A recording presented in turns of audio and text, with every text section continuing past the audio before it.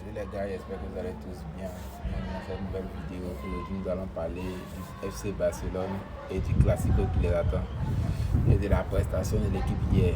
Quels sont les dangers qui guettent le club et comment réagir. On va voir tout ça dans cette vidéo. Mais c'est incroyable! Mais c'est quoi cette histoire? C'est pas possible! D'abord, le premier point, c'est le Classico. On a le Real qui a 105 victoires et le FC Barcelone qui a 104 victoires. Et il y a au total 52 nuls. Vous voyez comment c'est serré. Mais je pense qu'il est temps maintenant de les rattraper et de les dépasser. Pourquoi pas? Je pense qu'on a toutes les cartes en main pour les rattraper, pour les dépasser. Après la gifle que nous les avons donnée la saison dernière, je pense qu'ils n'ont pas encore digéré tout ça. Et même si on a beaucoup de joueurs absents, je pense qu'en jouant bien notre carte, on peut l'emporter le dimanche face au Real Madrid. Bon, ça c'est la petite parenthèse classique. On a Anti-Flick qui a été suspendu lors du match face à Girona le dimanche dernier et qui va donc manquer le Classico face au Real Madrid. Quel impact ça aura sur notre jeu? Bon, la première chose c'est qu'il ne sera pas sur le banc du FC Barcelone. Comme la règle du football a été modifiée récemment, il pourra assister au match mais dans les tribunes et pourra donner des consignes via téléphone portable. Qu'est-ce que ça change de s'il était sur le terrain? Ça change beaucoup de choses parce que il y a le soutien d'abord, le fait de jouer devant ton coach, l'impression, tout ça. Et puis deuxième chose aussi, il y a Rafinha qui a repris l'entraînement collectif.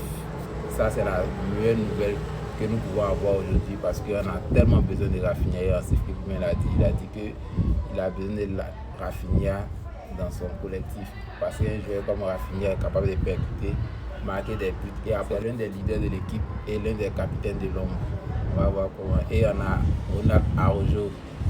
Waouh, cette semaine a été riche en émotions pour les fans du FC Barcelone. Ronald Araujo qui revient de loin, de très très loin même. Et on a aussi Fermín López qui a marqué son grand retour. Il a fait un triplé, claqué un triplé contre l'Olympiakos hier et il a marqué des buts magnifiques. Je pense qu'on a quand même des joueurs pour faire mal au Real Madrid dans le Classico. On a quand même des joueurs. Est-ce qu'on doit maintenir le piège hors jeu face au Real le dimanche? Ça c'est la question qu'il faut vraiment voir parce que c'est très très compliqué. Le piège hors jeu contre le Real Madrid ce dimanche là avec l'effectif actuel, c'est un peu compliqué. Selon moi, on ne devrait pas jouer le piège hors jeu contre le Real Madrid. Mais bon, il peut me tromper. Antifi pourrait bien faire le piège hors jeu et bien nous surprendre comme il a fait la saison dernière, mais je pense que ça ne marchera pas. Je pense qu'on devrait commencer à songer à arrêter le piège hors jeu. On a quoi encore? Bon, il y a Lionel Messi qui a remporté son soulier d'or, le premier de l'histoire de l'Inter Miami. On a le Real Madrid qui joue aujourd'hui contre la Juventus de Turin, la vieille dame. On espère que la Juventus va leur poser beaucoup de problèmes. Comme ça, ils seront un peu embauchés d'ici le dimanche. Mais même sans ça, comptons sur notre propre force. Je pense qu'on peut les gagner. L'année passée, on les a gagnés sans complexe. Et on espère aussi que l'arbitre sera impartial. Parce que vraiment, quand tu es à fond de Real, tu as vraiment affaire à deux équipes. La première équipe elle-même et la deuxième équipe, l'arbitrage.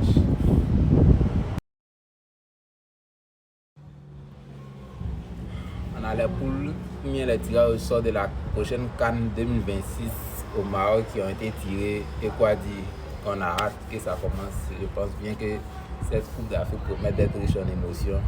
On va vivre tout ça bien évidemment sur nos antennes. Et pour ceux qui ne sont pas encore abonnés, n'hésitez pas à vous abonner et à apporter votre soutien. Merci. Force Kabassa.